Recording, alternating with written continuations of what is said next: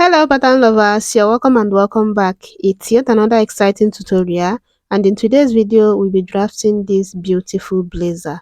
It's a notched collar blazer with a symmetrical design because you can see that the lapels are not the same. So if you're interested in learning how to go about the pattern drafting of this, definitely watch to the end, and without further ado, let's get to it.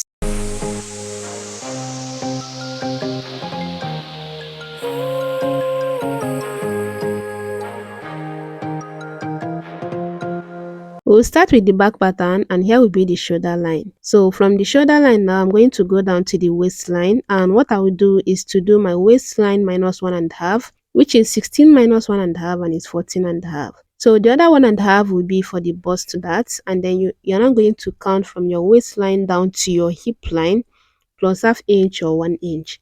Here I added half inch to my hip line. That's from my waist to my hip line, I added half inch to it. So I'm marking from shoulder to the waistline and from shoulder to the hip line, then I'll rule it out like this and label them waistline and the hip line. Now on the shoulder line, from the center back, I'm going to come in to the shoulder measurement divided by 2. And since this is a jacket, you're going to add at least 0.25 to it, which is exactly what I did here. Your shoulder measurement divided by 2 plus at least 0.25. That means you can also do more. Then you're going down to your chest line, which you can also add half inch to 1 inch to it, just so it's free because this is a jacket, yeah. And then you're going to mark both the shoulder measurements and the chest line at several points, just so you have a smooth line when you mark it out like this. Next, I'm going to mark my neck width of 3 inches, then come down to 1.5. That will be the neck depth for the back, and then I'm going to be giving it this neckline curve like this. Next, I'll come down here to half inch to slope the shoulder. Depending how much you want to pad your shoulder, depends on how much you're sloping your shoulder. Do you understand? But here I used half inch. Then I'm going to measure from that point to the chest line, get the midpoint and leave it there. Then I'll come here on the waistline from the center back, I'll come into half inch just to contour the center back to give it a better fit. Then I'll take it to the shoulder line this way and also take it down to the hip line like this. My measurement to start from this line now. So on the chest line, I'm going to take the bust measurement divided by 4 plus half inch is, yeah. Then on the waistline, I'll be taking my exact waist measurement divided by 4 plus 1 inch for that. Do you understand? And you see that I'm taking this measurement from the contour line, yeah. Then on the hip line, you're doing the hip measurement divided by 4 plus 1 inch is. So on the bust, you're adding half inch is. On the waist, you're using your exact waist measurement. You're only adding your data allowance. Then on the hip, you're doing 1 inch is, just so it's not tight around the hip, yeah. And then you're going to curve from the bust width to the midpoint you got earlier. Now to take in the dart, you're going to start from your initial center back before you contour it, yeah, and mark your bust span on the waistline. Then you're going to go up to 5 inches or 6 inches upwards this way and mark your bust span again on that point.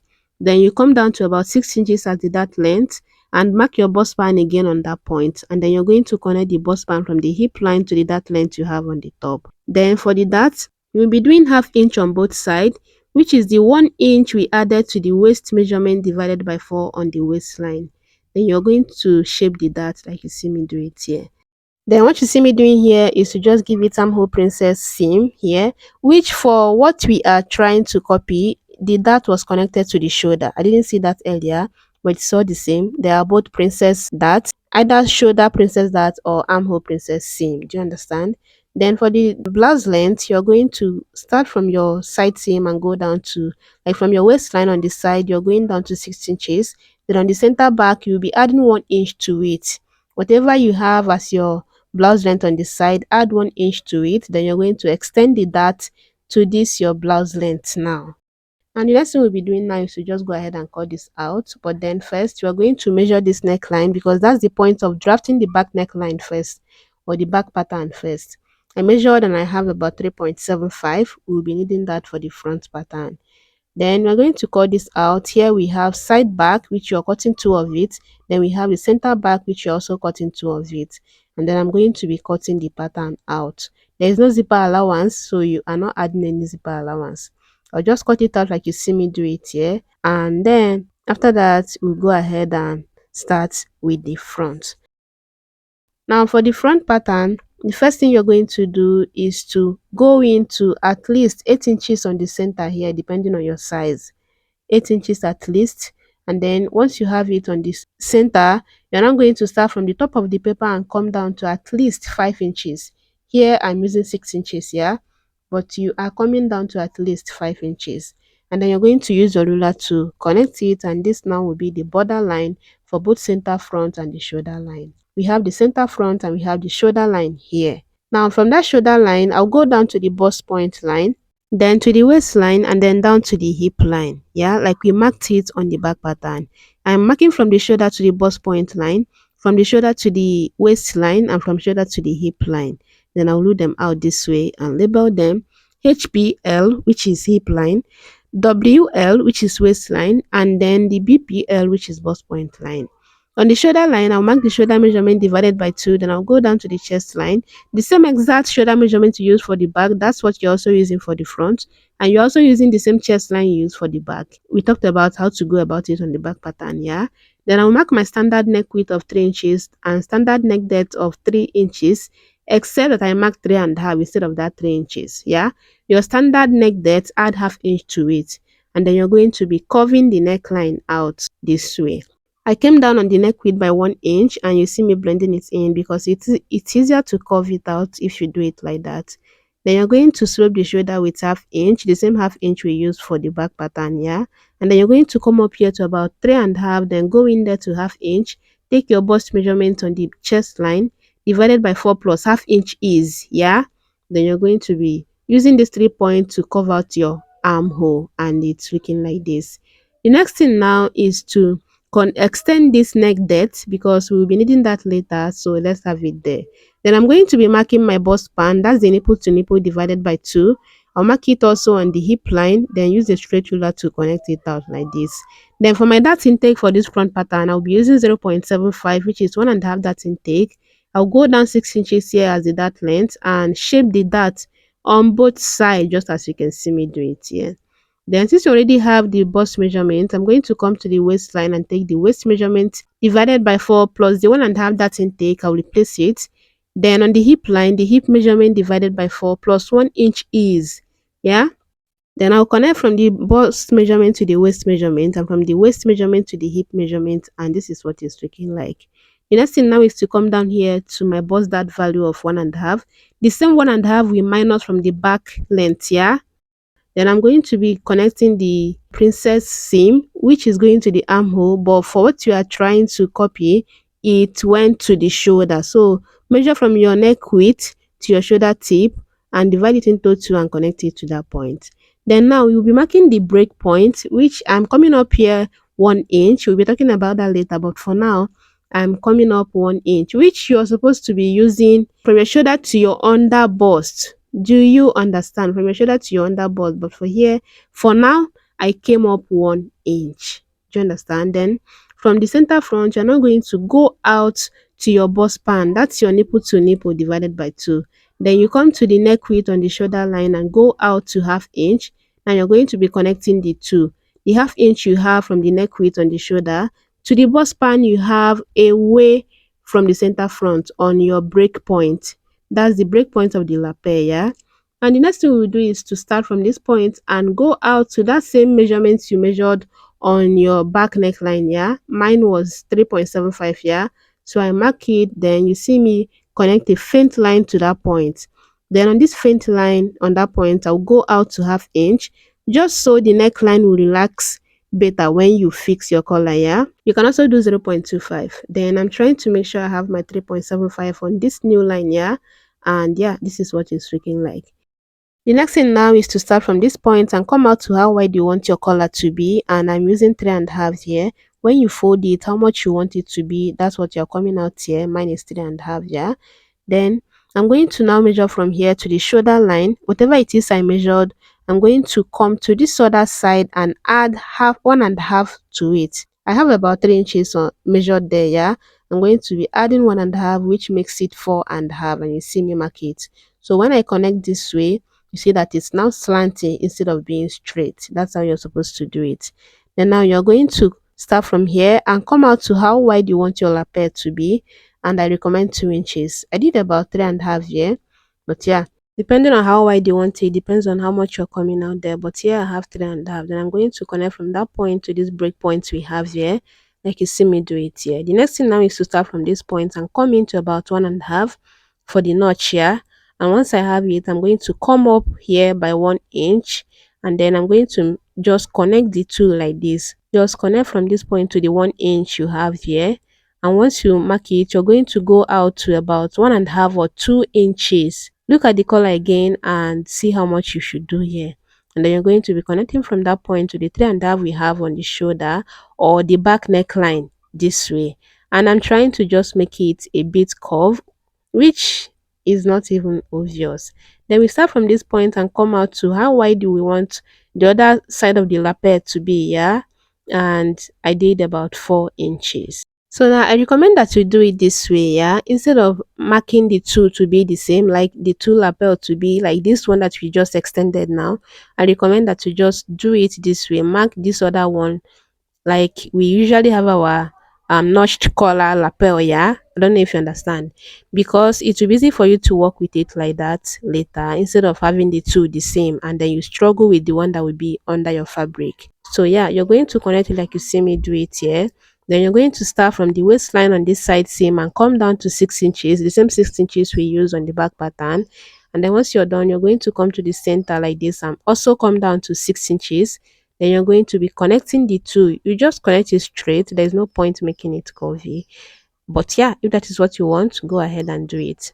And then we are going to be pinning this paper down because we'll be cutting this, but we'll be tracing some part of it. So I'll trace just this lapel here because this one will be the one that will be under. Then I'll connect from this extension or extended lapel all the way to 1 inch below my hip line because I wanted it to be pointier, but you can decide to just maintain your actual hip line. Yeah, you connect it to that point and then you blend it in from these 6 inches we have here too. You blend it into that point. But yeah, after connecting it to 1 inch below the hip line, I had to reconnect it to the extended lapel. Then I'm going to be tracing this part out like you see me do it here. This one will be the shorter part of the blazer. Do you understand? Then we also need to trace out the bust dart because we'll be closing it on both sides. But then to do the bust dart better, you're going to measure your dart width, which is for my case is 1.5. We divide it into two equal halves, 0.75. Then you go out to half of your bust dart again. Mine is 1.5, yeah, which is 0.75. I went out to it and I'm going to connect from the bust width to that point and from that point to the waist measurement, just so when you close the bust dart you won't have any shortage. You know how we try to blend in the side seam after closing the bust dart? You will need to do that if you do it the same way that I shared here. Then I'm going to be cutting it out just exactly where you see me cut it out, and after cutting it out, that's when we'll go ahead and work on the other part, but just cut as you see me cut it out here. And then don't forget that your dart should be going to the shoulder instead of the armhole like we did here, except that is what you want, yeah. But if you're trying to do exactly what we have on the thumbnail, your dart should be going to the shoulder. And I'm gonna head to cut the shorter part here, and then don't forget to notch this your notch. That's notch, yeah. Go ahead and notch it on both side, that's the right side and the left side, just so it's easy for you to notch it on your fabric when you're transferring your pattern to your fabric. Then you go ahead and close your bust dart like you see me do it here, and closing it you see that we do not even need to blend in any side seam. So I folded this thing like this. That's how the lapel is going to come out here, and that was when I noticed that we did it the wrong way. Yeah, you see that break point, it was not supposed to be from waistline upward. It was supposed to be exactly on the under bust. That the under bust is where your break point, your lapel break point should be. Do you understand? I'll still be showing you how to do it, but here I was just trying to explain how you go about it. But then I just said, why not just show you how to do it since we still have the pattern here, we haven't transferred to the fabric. But yeah, this is the side front. We label that as side front 2, and then this other one will be this center front 1, and then this one will be the center front 2. So center front 2 and side front 2 will be together, then center front 1 and side front 1 will be going together. Do you understand? So yeah, just go ahead and label it like that so that you don't make any mistake. And you're cutting one of them, all of them, all the front pattern. You're cutting each of them, one piece of them on your fabric, yeah, and you're placing it on the right side of your fabric. Just go ahead and add your desired side seam allowance, at least 1 inch or half inch. Do you understand? Then you add your allowance on every other part. On the center back, you're adding your allowance all around. There's no zipper allowance, just add your stitching allowance both on the center back. Now let's talk about the sleeve. I'll still be showing you how to go about the lapel, don't worry, yeah? But for the sleeve, you're going to measure down to your whole sleeve length minus 3 inches. That 3 inches will be for the band or the cuff where you will be pleating your sleeve to. But yeah, what you have here too should be what you usually use to fold out your sleeve. Exactly what you use to fold your sleeve. You can try to add 1 inch or 2 inches to it, depending on how wide or how loose you want it to be. Then you're going to come down to what you use to cover out your sleeve cap for your jacket. I have a tutorial that showed you how two methods of drafting sleeves for your jacket. It's on the channel, yeah. So after covering the sleeve cap, you're leaving it like that. You're not shaping the sleeve anywhere again. Then you're going to be just be cutting it out. I decided not to waste my paper, so I just cut it out single fold like this or single like this, and then afterward you'll be pleating this part to the 3 inches band that will be coming later. And the band should be firm on your wrist, except you don't want it like that. But yeah, you're going to pleat this one to it, and you're cutting the sleeve on fold, and you're cutting 2 times for your 2 hands. But this one you're cutting one of it. This one you can use either of them to cut for the two sides, yeah, since they are the same. Then this is the center back, which you're cutting two of it. This the side back, which you're cutting two of it too. And then this one you're cutting one of it. This is the side front one, and this is center front one, which you're cutting one of it. This is center front two, which you are cutting one of it too. So yeah, let me show you how to go about it. At this point, I was still trying to explain before it clicked that it's better that I show you. So you're going to come down to your under bust. Yeah, you're going to come down to your under bust, and then you're going to mark it out this way. I'm using a marker at this point. Then you're going to measure this thing that you have here. That's your bust span here. You're going to also mark your bust span on this your under bust. Then you connect it to the neckline this way. Then you're going to connect this other lapel that will be going under, and it's looking like this. Then at this point, you're going to measure the same width you have here, which is 4 inches. But because there is a shortage of paper here, it wasn't up to 4 inches again. So I'm just going to use what I have here just to illustrate to you. Then you're going to connect this part to the hem and cut it out this exact way. Now you're going to place this one underneath it, then use your tracing wheel to trace this part out, just so you fold the lapel on this other side and you see what you have at the end of the day. Then you're also going to connect from that break point to the hem like this. Do you understand? Just connect it like that, and then you're going to just cut the part that you need to cut out, and then you fold this other part and see what you have. Then I folded this other extended, like this other asymmetric part of the lapel, yeah, and you see now that it is going exactly on your waistline instead of what we have earlier. And you see the down part now that it now looks longer than what we had earlier. So this is just how you go about it. Your break point should be coming exactly on your under bust. But yeah, go ahead and transfer all of this to your fabric, add the necessary allowance, and happy sewing. And with that, I'll be seeing you on my next one. Bye bye.